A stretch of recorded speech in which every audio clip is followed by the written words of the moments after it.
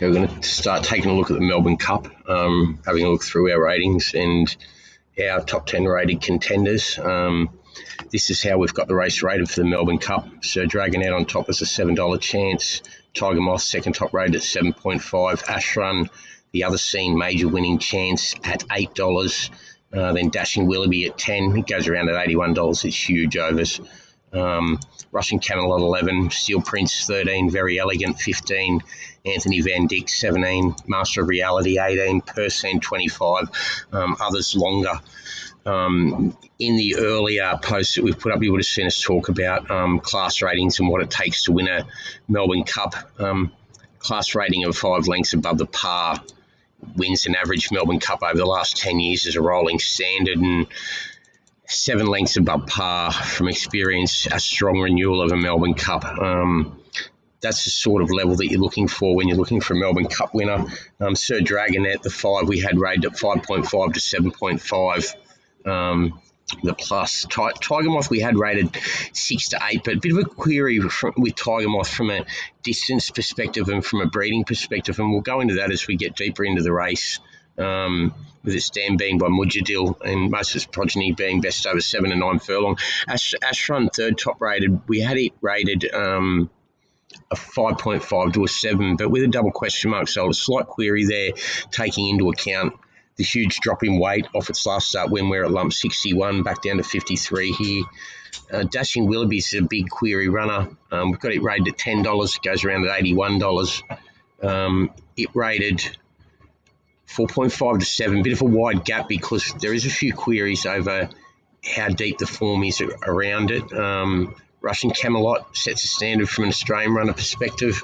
So that's how we see the Cup. On one of our other posts, you'll see us go through the win betting options, place betting options, trifecta and first 4 betting options. We'll get into that deeper as we go through the race. Win betting, there's enough depth in the race to be backing. We'll just run through them quickly now.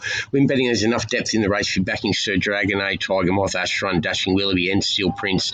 More of a save on Steel Prince to get the total outright 25 units in the race. Steel Prince, more of a save. Sir Dragonet 8 at $10 for an 80 unit return. Tiger Moth 7 at 7.5, 52.5 unit return. Ash Run 6 at 21, 126 units. Dashing Willoughby 3 at 81 for 243 units, and more of a save on Steel Prince. 1 unit at 35 to 35 units. From a place betting perspective, it's a bit of a lock. Sir Dragonet, 12 units at 3.3, get 39.6 units back. Once again, outlay 25 units here. Ash Run, 9 units at $6, 54 units return. And Dashing Willoughby, 4 units at $18 for a 72 unit return. Sir Dragonet looks a lock for the place, 39.6 units return there off 25 unit outlay total. More than likely Ash Run or Dashing Willoughby, one of the two's a huge chance of lobbing for a place in the top 3, considering their 3rd and 4th top rate, and Ash Run's considered a major winning chance along with Sir Dragonet and Tiger Moth, all rating within $1 of each other, near the top of the betting for us.